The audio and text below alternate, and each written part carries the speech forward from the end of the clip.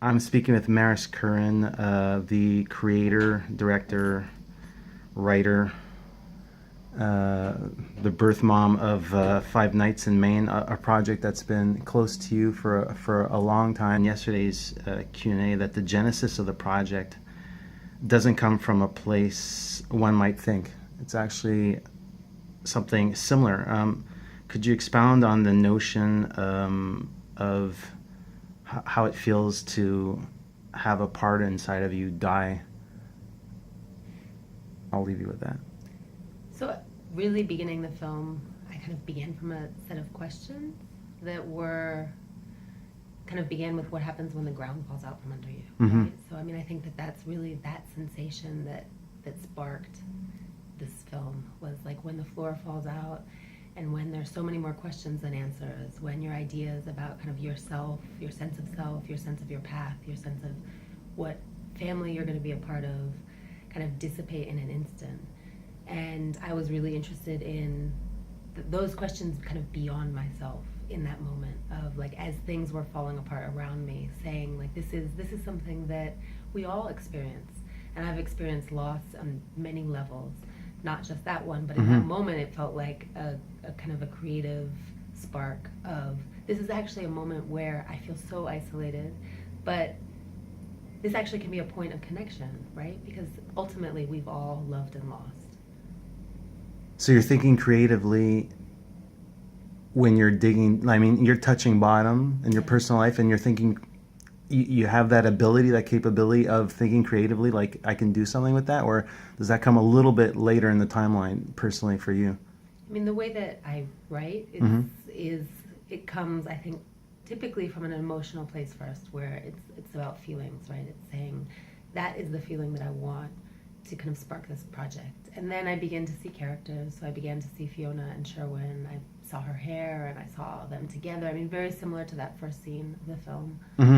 And then I live with them, and they talk to me, and and for a while, if they keep on waking me up in the morning, then I think it's worth writing. Or talk about that anecdote of how you lobster trapped him in at Sundance. I think it's a really fun thing that never happens. But what I'm curious about is how did he respond to that first reading? I mean, it was an instant connection for him. So what is it that maybe it's in the character of Sherwin, but I think it's perhaps a larger idea. What resonated with him on that first read? I mean, I think so. David at the Q&A yesterday was kind of told the story of how we came together, and of course, it's a much longer story than what we told last night. But I think that one of the first things that he said to me after reading it was, "This terrifies me," right? Like this really terrifies me. And David is the definition of a family man. He has, a beautiful family. He has 4 children. He has a lovely wife who he's been married to for 17 years. And it is actually maybe one of his greatest fears. It would be losing his wife.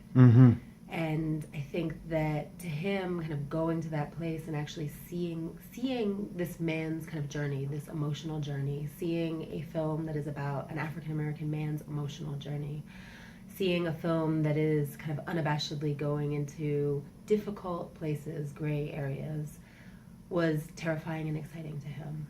And I think also this idea that we were, jumping off this cliff buried together. He's a producer on the film. He was, I mean, was attached for over 3 years. I mean, we were just talking about it. We were like, how long ago? 2 years ago? 4 years ago? 3? I mean, it's been a long time, and that also means we've become very much a part of each other's kind of lives, and this project kind of grew. So I think it felt like something he had to do.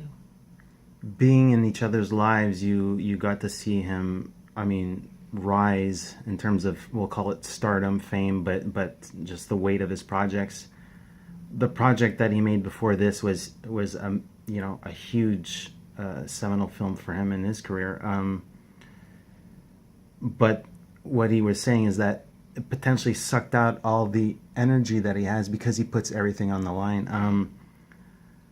Did it work in your favor in a way that was it like a happy accident where it kind of resembles the state of mind of your character? Did you find that David obviously came to set and everything was, he was ready to go because he had worked on this project for 3 years with you, but did you get a sense that, oh, he's at a place where actually it's going to serve me even better? Were you able to sense that, or does his professionalism just come into the?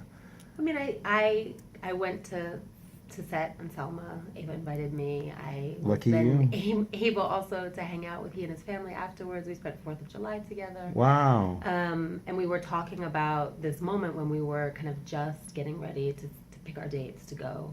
We ended up shooting in October of last year. And I could see when I was there how I mean, he was still very much in it and running on the energy of being there, but how exhausted he was.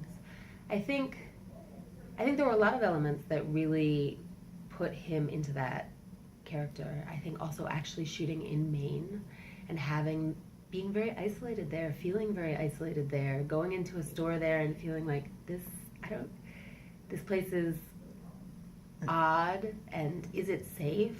And I mean, just all of those questions of, running and getting quadruple looks. And I think also the fatigue of the work that he had been doing. I mean, I think that all is part of the character. And David is a consummate professional. He's an incredible actor. He definitely brought that to set. But I think everything that was happening went into the... I mean, you strip this down to the bare essentials. There's no artifice, manipulation, sugarcoating, grand gestures.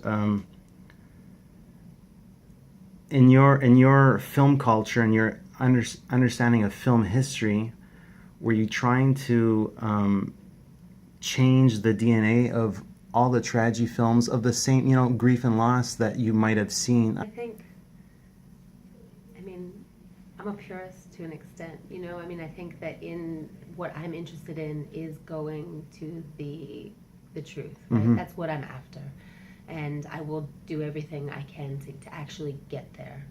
I mean, I think of somebody like Ozu, for example, right? Where he's really looking at family drama, and there's no pretense. You're going inside the house, you're seeing their quotidian life, you're really there with them, and it's about sitting down, sitting still, and really paying attention and saying, oh, I'm in that house in 1948 Tokyo, right? Because I understand so much more about the culture. I understand so much more about actually the world that's going on around them, just because I'm sitting for 2 hours with them and everything that's happening underneath.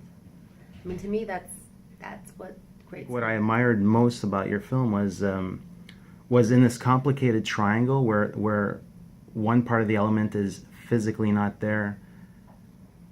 The way the two other characters deal with the situation, you feel as if that person is very much there. So I was wondering, how did you inform your actors, or like? First, it's in preparation. It's in building that relationship with the mother and daughter, with Dianne, with the wife and husband, with David, and also with Hani, the actress who played Fiona, with both of them, and actually really working with Hani a lot too. She's an incredible actress. Really, really wonderful. Loneliest Planet. Loneliest Planet, yeah. And she's had this incredible career in Israel also as an actress. And really, I think it's the relationship. In the preparation, it wasn't about doing all of the work of the relationship of Lucinda and Sherwin, right? Because that relationship has to unfold on screen. That relationship has to unfold in the moment. It's really about building those relationships around it, so that when they come, she's there. Right? I mean, I think to me that, and also that she's in the house and making sure with the production design that she's there in picking that location also. I mean, it's a house that the owner told me actually is haunted, but I never sensed that, but they told me that when I first saw it. So Hannah was really a larger part of the process than what we might assume. I mean, I think for me, working with actors is all about relationship building, and so even, if you're day playing, I think it's really important to have conversations ahead of time and to build a rapport and build a relationship, because I think that's how you get strong performances. Great process. Grief and loss are visually represented here in an insular way, and from the get-go, you selected a handheld, boxed-in look You managed to grab Blue is the Warmest Colors, Sofian, Fani, who I remember more for his crazy vistas in Timbuktu. I was wondering if you could describe the strategies that you employed for the cityscape, which is not, it's a home, and the countryscapes. Like there's two things. There's two different setups for there, I believe. Well, I mean, I think it's a combination of production design and how we're kind of framing and approaching it. But I think that they're very different periods in the story, and so I mean, we tried to treat them differently. I think Sofian, he and I are both very interested in direct, intimate cinema, and I think that that's what made this really good match for this film. I think that the home in Atlanta it reflects a very different life, right? These characters have a robust life. Their house is warm. Their house is filled with things that they've traveled and collected. And the loss happens very early in the film, so it really just then kind of that disappears and we stay with this man very intensely. And then when we go to Maine, it's like things open up, and yet with him we still stay really close with him until pretty much until close to the end of the